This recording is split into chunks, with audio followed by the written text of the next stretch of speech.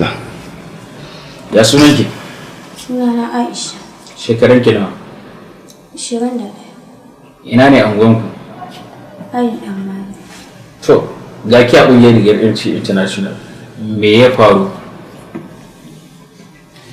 Ni dai farko ina zuwa gun wata yaya babana a hayin gasa. To ina da wani saurayi Ali.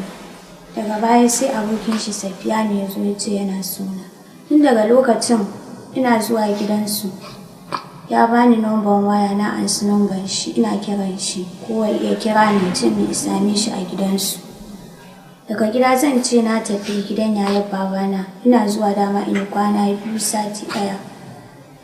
To in ya kira ni sai in ki zuwa can gidan nata, sai ya zo mu tafi gidansu in kwana 3 ko 4. Daga lokacin da daddi wani zubin cikin dare zai turo min abokanan shi. Ya ce ga shi za su kwanta da ni kuma ba zan ce mai a'a ba, sai da in ce mai to.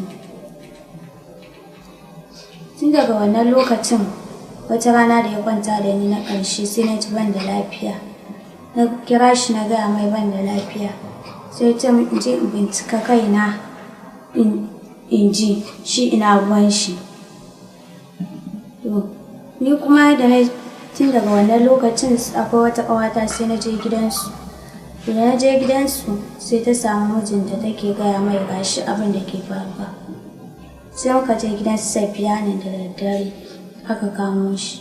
To da aka kamo shi sai ya ce akwai wani abokin shi, muka je gidan abokin nashi. Daga nan yana cikin keke napep sai ya gudu. To tun daga wannan lokacin ne sai muka je nan gidansu wata rana. Aka zauna da maman shi da shi dai da sauran yaran ya farfaɗo su. Shi ne maman shi suka ba da kuɗi, suka haɗa kuɗi a je asibiti a yi test ɗin cikin wata nawa. Muka je aka yi wata 6 muka dawo.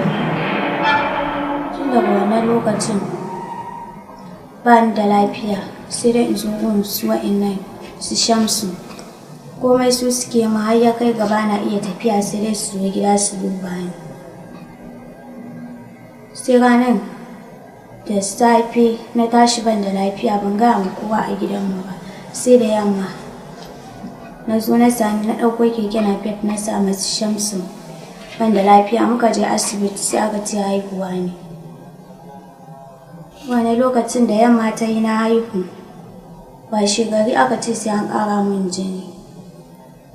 Shi wancan ɗan uwan nasu ya zo ya duba na asibiti. Ya ba da kuɗin test ɗin jini aka yi. Aka iba na wani mijin yayata aka ƙara mu. Ni dai iya abin da na sani. To ina batun iyaye ki ba, duk wannan abin da yake faruwa maman ki na nan, baban ki na nan?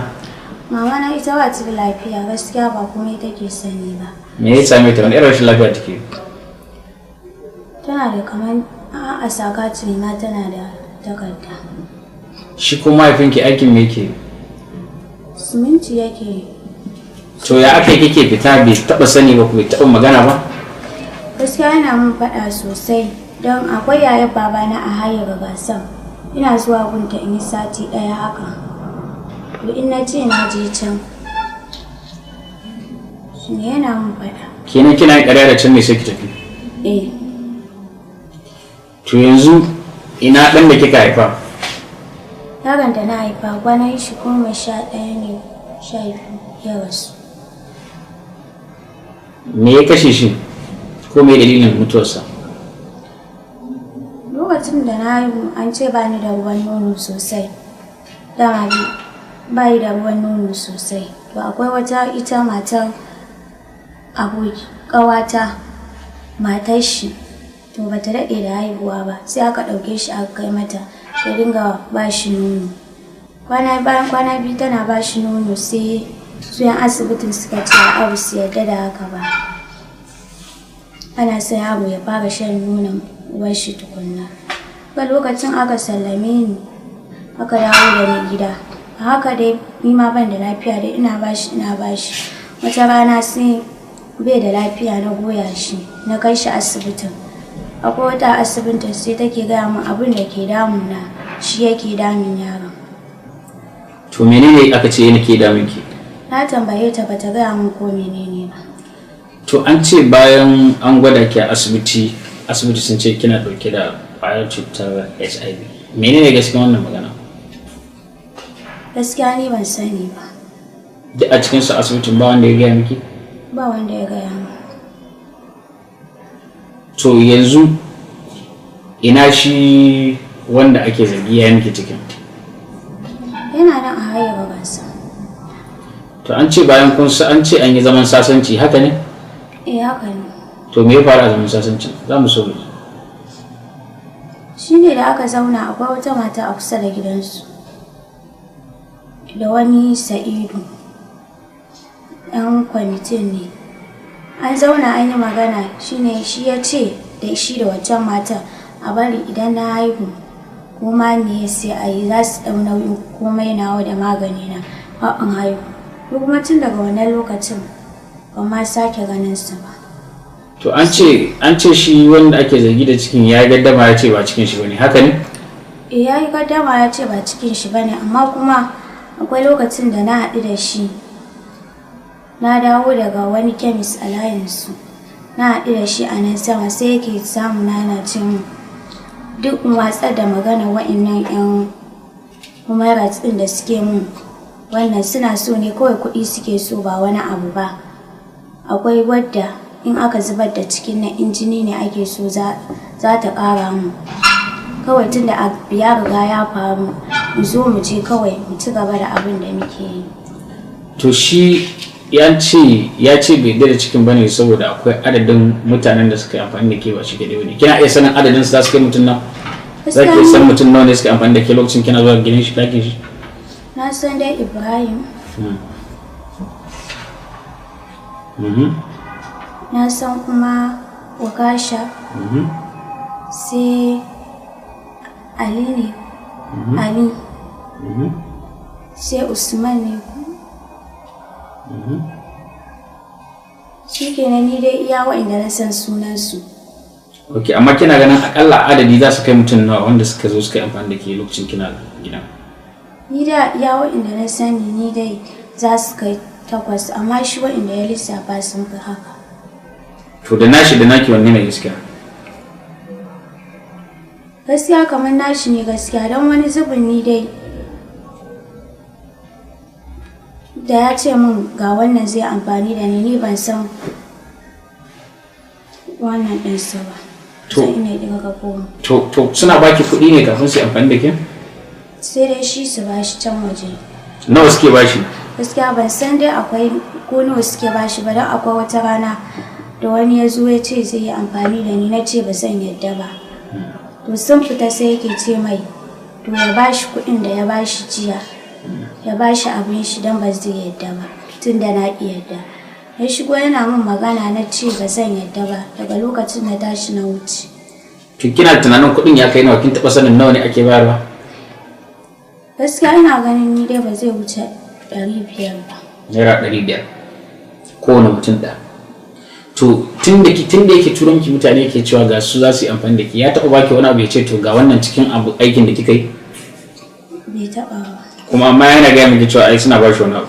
Ila ko ya taɓa shi miki wani abu ya ce wannan cikin kuɗin ki ne ko wani abu? Bai taɓa gaya min ba. To ya ke cin abinci idan kina kwana a gida? Sai dai wani zubin ya siyo min ko kuma daga cikin gidansu sai ya sa ƙanin shi ya kawo min abinci. Yake in an dafa a gidan su kenan. Shi bai taɓa aure ba kenan? Maman shi tana nan? Tana nan. Baban shi ma na nan? Baban shi ya rasu. To ita maman tana ganin ki a gidan bata taɓa muke magana ba ta ce me kika zo tun sasan ba aure aka ɗaura muku kuma ke ba ƴar uwarshi bace? Gaskiya ni ba taɓa min magana. Kuma ta sha ganin ki. Wani bayi kike amfani da shi? Yana da bayin shi ne daban koko a cikin gidan kike amfani da shi bayin? Sai dai ya kawo min ko kuma wani zubin in maman na ɗakin in shiga gidan. Shiga cikin bayin gidan. Amma kina so ki ce duk ya zaman takewan da kika taɓa yi a gidan maman bata taɓa haɗuwa da ke a cikin gidan ba? So ɗaya ta taɓa gani na ina amai. A ciki lokacin da na fara rashin lafiyan ina amai. To tun daga lokacin ne ranar da ya ce min in je in bincika kaina. Tun daga ranar da ta gani ta ce min me ya kawo ni na ce ga wanda ya kawo ni. To ni bata min magana ba shi ta je dai ta kira ban san abin da ta ce mai ba. To yanzu wani kira za ki ga masu halayya irin naki irin wannan? Me za ki ce game da masu hali irin wannan? Dai sai in ce Allah ya shirye mu gaba ɗaya. To yanzu kina ganin idan kika samu dama za ki iya ci gaba da wancan abin da kika yi na baya, ko ko a'a duk damar da za ki samu yanzu ba za ki sake yi? Me za ki ce?